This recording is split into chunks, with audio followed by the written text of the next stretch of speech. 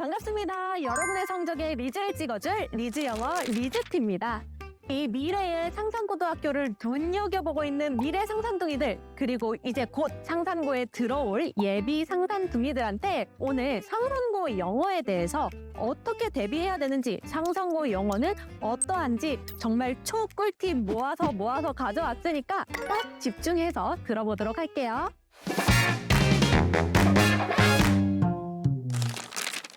일단 상산고 영어 시험이 특징 먼저 알려드릴게요. 상산고 영어 시험은요, 내부 지문과 외부 지문으로 구성이 되어 있어요. 이 내부 지문은요, 여러분이 중학교 때 범위 받아서 그 범위 안에서 나왔던 거랑 똑같은 거예요.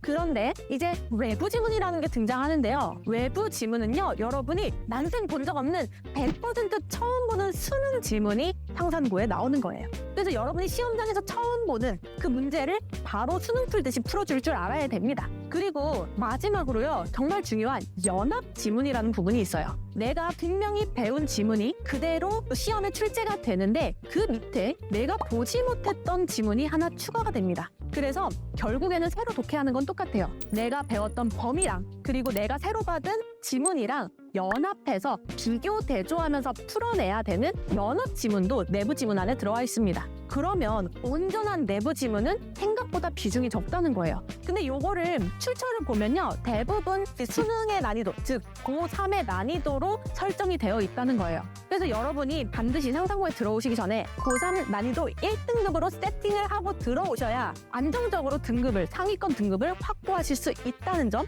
꼭 기억해 주셔야 합니다. 상산 외고 시절에 문제를 하나 가지고 왔어요. 이게 서답형 5번이었고요. 여기에 있는 거를요, 처음 보는 지문이었는데요. 이게 연립각 제2의 법칙에 대한 글이었어요. 이거는 출처를 찾아보면요, 이제 과도 개발은 지속 가능한 개발인가? 라는 논문에서 가지고 온 거고요. 논문에 뭐 20몇 페이지에 있던 부분을 가지고 온 건데요. 이거를 읽고 추론해서 이 안에 들어갈 빈칸 한 단어를 찾아내는 그런, 여러분이 여기서 어법을 변형해서 찾아서 쓰는 게 일본 서답형일 만큼 굉장히 어려웠어요. 시간도 굉장히 많이 필요했고요. 그래서 3년 전부터 작년까지 6개월 전까지는 트렌드가 어땠냐? 이렇게 논문을 활용한 문제들이 많았다는 거.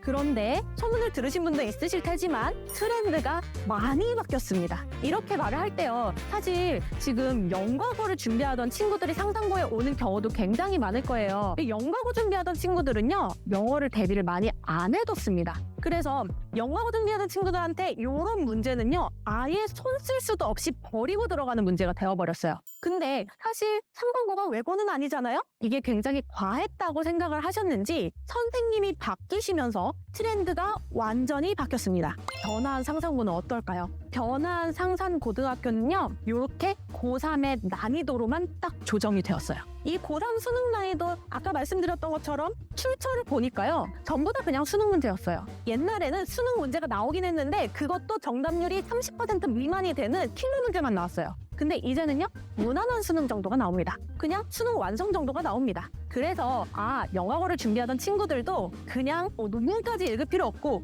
끝까지 준비하실 필요는 없고요. 사관학교까지 준비했어야 됐는데 이제 그럴 필요 없고 그냥 수능만 좀 발빠르게 준비하면 된다. 그리고 그게 그렇게 오래 걸리지도 않는다라는 희망의 소식이 도달하게 되었습니다. 자, 그럼 이제 궁금하죠? 도대체 희망의 소식이라는데 나도 좀 해볼 수 있겠다는데 어떻게 대비를 해야 될까? 예비 단둥이라면 공부는 어떻게 해야 되나요? 무조건 수능으로 공부하고 오세요. 근데 또 수능 공부는 어떻게 해야 되나요? 이제 질문이 나오겠죠? 수능 공부 어떻게 해야 되는지 이제 말씀드릴게요. 일단 아까 말씀드렸던 것처럼 100% 내부 지문은요, 생각보다 대비하는 게 어렵지 않아요. 그냥 리즈티 이렇게 저희 이번 교재 가지고 왔는데요. 예쁘죠? 컬러로 이렇게 제공되고 있습니다. 이런 거만 잘 꼼꼼하게 공부하고 포인트 킥 같은 것만 좀 잘 공부해 주시면요, 내부 지문을 푸는데 그렇게 어렵진 않을 거예요. 이제 문제는 외부 지문이랑 연합 지문에 조금 초점을 둬주셔야 되는데, 그리고 이거는 정답률도 굉장히 높습니다. 변별을 이루는 문제들이 아니에요. 그러면 우리는 정말 변별력을 가지기 위해서는 수능 성적을 올려야 된다고 했는데 수능을 대비하는 건요, 일단 구문이랑 어휘 대비해야 되는 건 너무나도 잘 알고 계시죠? 구문이랑 어휘는 30%의 비중만 가지고 있습니다. 여러분이 중학교 때 수능 대비한다고 계속 뭐 천일문 같은 문제집 막 풀 거고요. 그 다음에 어휘장 막 두세 번 돌릴 건데요. 그게 안타깝게도 딱 30%의 비중만 차지하고 있다는 점부터 아셔야 돼요. 근데 다행스러운 건 30%가 이제 시작 30%라는 거. 여러분이 시작을 잘 하고 있다는 또 이 시작이 안 되면 다음 단계로 갈 수도 없다는 점 꼭 기억하고 수능을 공부를 시작을 해야 돼요. 그래서 그럼 나는 구문이랑 어휘는 계속 공부를 할 거야. 30%를 채웠으면 나머지 70%는 어떤 걸로 구성이 되어 있느냐? 바로 논리로 구성이 되어 있습니다. 우선 이제 이 한 문장에서 항상 수능은요, 나한테 정보성의 글을 이해할 수 있는 능력을 물어보는 거예요. 한마디로 내가 이렇게 알려줄 테니까 이 글을 읽고 내가 무슨 말 하고 싶은지 한번 이해해. 그리고 내가 이 정보를 너한테 알려주기 위해서 가장 효율적인 방법을 구성을 할 건데 이 가장 효율적인 문단을 구성을 할 건데 여기에서 가장 중요한 부분이 어떤 건지 눈치챌 수 있어? 라는 걸 물어보게 됩니다. 정보 수집? 모르겠죠? 직접 보여드릴게요. 여러분이 중학교 때 이 문장을 보셨을 때요. 어디에 포인트를 두고 공부를 하시냐면요. 얘들아, 주어에는 리빙이 들어가 있으니까 동명사가 들어와 있지. 언로우는 오형식이라서 목적어, 목적격 보에 투부정사에 명사정보법이 들어올 거야. 라면서 이 문장들을요. 전부 다 구문 위주로, 문법 위주로 공부를 합니다. 구문 문법만 공부하는 거예요. 근데 그거는요. 사실 이 문장을 이해하는 데 있어서는 도움이 안 돼요. 그냥 이 구조를 분석해서 이해를 편하게 만들어주는 거지 30%밖에 안 된다 그랬어요. 그러면 이제는 공부 방법을 어떻게 바꿔야 되느냐? 요렇게 바꾸셔야 됩니다. 잠깐 일시정지 누르고 한번 읽어보세요. 진짜 중요한 내용은요. 한국어로도 써놨으니까 읽어보세요. 요 까만 부분에 있는 게 아니라요. 요 핑크색 부분에 있습니다. 근데 여러분이 중학교 때 전명부를 그렇게 열심히 공부하나요? 아니면 부사를 그렇게 열심히 공부하나요? 아니죠.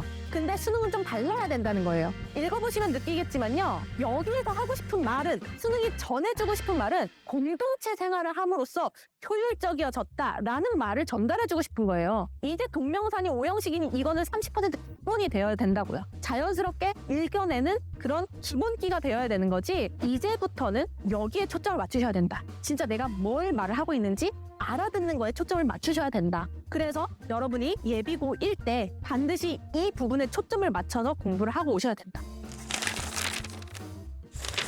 이제 여러분이 입학하고 딱 들어오시면요. 리스트랑 함께하면 모든 게 해결된대요. 이제 어떻게 여러분한테 솔루션을 제공하는지 구체적으로 보여드릴게요. 일단 구문 어휘는요. 되게 기본적이고요. 나오는 게 한정적이에요. 그리고 어휘 같은 경우는 여러분이 어차피 꾸준하게 그냥 밥 먹듯이 외워야 되는 거기 때문에 요거는 굉장히 빠르게 진행을 할 겁니다. 구문 어휘는. 그래서 2, 3주 안에 이렇게 다 정리가 되고요. 그 다음에 우리가 해야 되는 건요. 정보성이 어디에 있는지, 문장에서 가장 정보성 높은 단어들이 무엇인지 찾는 연습하고 그 다음에 그거를 전달하기 위한 효율적인 문장의 구성은 어떻게 되어 있는지 로직 훈련으로 구성을 할 겁니다. 예시를 좀 보여드릴게요. 정확한 문제풀이 방법을 제시를 할 건데요. 수능을 풀어내면서 여기에서 가장 정보성이 높은 단어들의 동그라미를 치면서 따라오세요. 이렇게 여러분이랑 매 시간마다 이렇게 한 문장 한 문장씩 중요한 단어 체크하면서 나의 진짜 정보를 습득하는 능력을 향상시킬 거예요.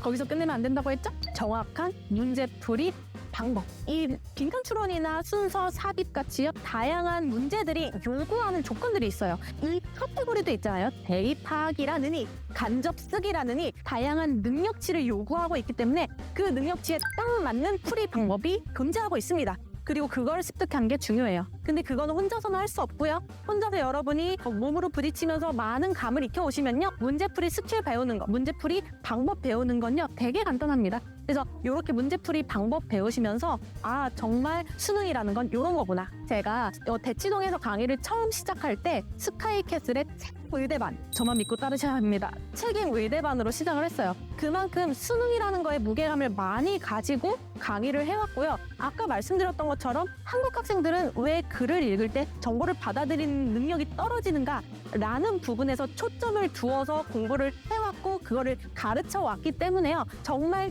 찐으로 수능은 이런 거구나 라는 거를 배우실 수 있을 겁니다. 정말 정확한 수능의 방향성과 정말 정확한 수능의 대비 방법을 제시를 해드릴 테니까요. 정말 믿고 한번 해보고 따라와 주세요. 이제 우리 곧 헤어져야 되는 시간이에요. 자, 마지막 페이지입니다. 제가 이제 여러분한테 슬로건 하나 가지고 왔는데요. 뭐라고 써있나요? 어차피 돌고 돌아도 결국 정답은 리즈티다. 근데 그 리즈티 중에서도 너를 위한 리즈티다. 정말 여러분의 성적을 위해서 정말 많은 고민을 했고요. 그 고민을 정말 다양한 좋은 컨텐츠로 풀어냈고요. 여러분한테 정말 좋은 것들 많이 드리도록 준비 많이 해놨으니까 우리 기대감, 내가 정말 상상고에서 나 쌤이랑 따라가서 정말 좋은 성적 받을 수 있을 것 같아 라는 기대감 한껏 안고 오셔서요. 정말 예쁜 성적표, 정말 예쁜 찬란한 고등학교 생활 한번 같이 만들어 보자고요. 자, 그러면 다음에 또 더 좋은 영상과 컨텐츠로 가지고 올 테니까요. 오늘은 여기까지 할게요. 감사해요. 안녕.